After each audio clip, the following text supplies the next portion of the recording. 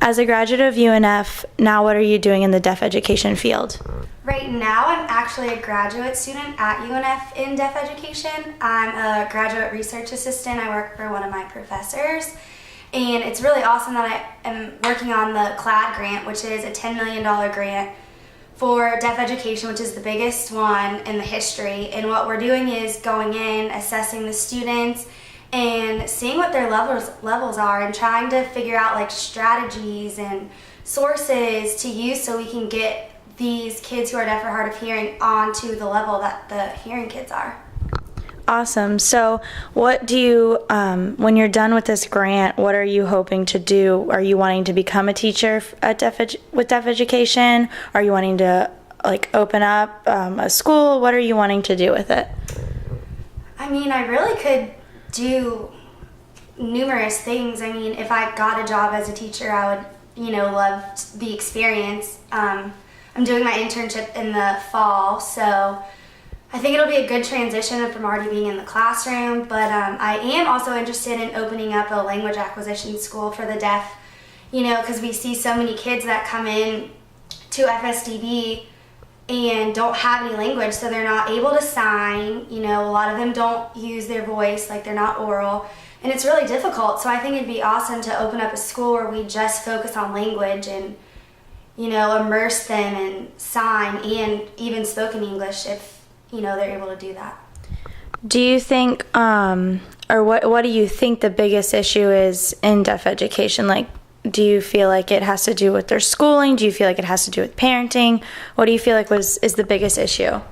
I feel like it's a mix of a bunch of different factors. I mean, definitely parenting is the big part. Most of the kids at FSDB, live in the dorms, so they don't really have a lot of contact with their parents except for on the weekends. And, some of the kids who are deaf and only use sign language go home to speaking parents and, they don't get any language at home. Also schooling too, since we don't know the strategies to use for our deaf children to, get them to succeed, it's kind of, difficult to get them on grade level. And a lot of times, you try like one way, 2 ways, 3 ways, and nothing works. But, you just gotta keep trying and research, and it's mainly trial and error. Awesome. So you mentioned FSDB, Florida School for the Deaf and Blind. Is that where you're doing your grant work? Yes, we are doing the grant work at FSDB and at Clark, which is an oral school in off of St. Augustine Road. Okay. So is this grant just for UNF, or is it all over is it other schools as well in Florida, or is it where is this grant being taking place? It's nationwide. There's 5 sites: Florida, Georgia, South Carolina, Arizona, and New York. I think there's 2 to 3 schools usually in each state, and we have about 300 kids that are in the study. Oh, awesome. When you're working with these kids hands-on, correct? Yes. Do you find that it's would you say it's fun as well, or what do you get from it? What have you really valued besides just doing the study and the research? What else have you gained from it, do you think? I think you make connections with the kids. They're kindergarten, first and second graders, so they really are looking for that, connection, a mother figure, a role model, people to look up to, and it's just awesome to also see their growth. We could test them on something the first month, and then within the 3rd month they've made an enormous growth. And every time I go in the school, they always say hi to me and ask me how I'm doing and come up and hug me, so you really make a connection with them.